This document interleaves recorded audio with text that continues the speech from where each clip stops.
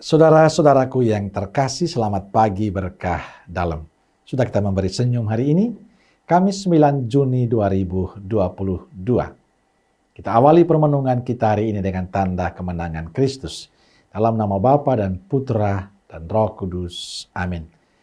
Permenungan kita diambil dari Injil Matius bab 5 ayat 20 sampai 26. Maka aku berkata kepadamu, jika hidup keagamaanmu tidak lebih benar daripada hidup keagamaan ahli-ahli Taurat dan orang-orang Farisi, sesungguhnya kamu tidak akan masuk ke dalam kerajaan sorga. Kamu telah mendengar yang difirmankan kepada nenek moyang kita, jangan membunuh. Siapa yang membunuh harus dihukum. Tetapi aku berkata kepadamu, setiap orang yang marah terhadap saudaranya harus dihukum. Siapa yang berkata kepada saudaranya kafir harus dihadapkan ke mahkamah agama, dan siapa yang berkata jahil harus diserahkan ke dalam neraka yang menyala-nyala. Sebab itu, jika engkau mempersembahkan persembahanmu di atas mezbah dan engkau teringat akan sesuatu yang ada di dalam hati saudaramu terhadap engkau, tinggalkanlah persembahanmu di depan mezbah itu, dan pergilah berdamai dahulu dengan saudaramu, lalu kembali untuk mempersembahkan persembahan itu. Segeralah berdamai dengan lawanmu, selama engkau bersama-sama dengan dia di tengah jalan, supaya lawanmu itu jangan menyerahkan engkau kepada hakim, dan hakim itu menyerahkan engkau kepada pembantunya, dan engkau dilemparkan ke dalam penjara. Aku berkata kepadamu, sesungguhnya engkau tidak akan keluar dari sana sebelum engkau membayar hutangmu sampai lunas.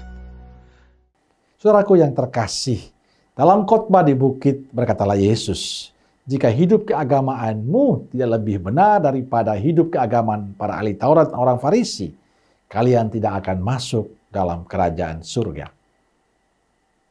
Lewat khotbahnya ini, Yesus mengingatkan betapa penting membangun kehidupan agama yang baik dan benar.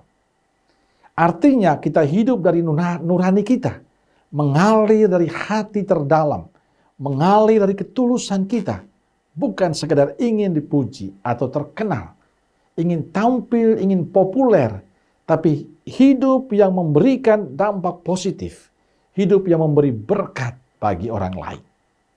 Caranya dengan menjaga relasi kita dengan Yesus, mampu menahan diri dari amarah kita, dari kata-kata yang tidak pantas, dari sikap dan perbuatan kita yang tidak berkenan pada orang lain. Tujuannya agar kita menjadi pribadi yang berarti bagi Tuhan dan sesama. Khotbah Yesus di bukit adalah harapan Yesus pada kita semua. Kita akui bahwa sebagai manusia kadang kita susah untuk menahan amarah kita. Kadang kita dikuasai kejengkelan, dendam, bahkan kata-kata kita seringkali menyakiti hati orang lain. Apalagi sekarang, lewat media sosial kita mudah sekali menghina orang lain, menjelek-jelekan orang lain. Juga dalam pelayanan kita kadang tidak membantu orang lain untuk mengalami perjumpaan dengan Tuhan. Karena itulah Yesus mengingatkan kita untuk menjadi pribadi yang baik, pribadi yang pantas, pribadi yang memberi berkat bagi sesama. Sebab dikala kita membuat sesuatu yang indah bagi sesama, berarti kita membuat sesuatu yang indah juga bagi Tuhan. Sebaliknya saat kita menyakiti hati sesama kita, juga menyakiti hati Tuhan.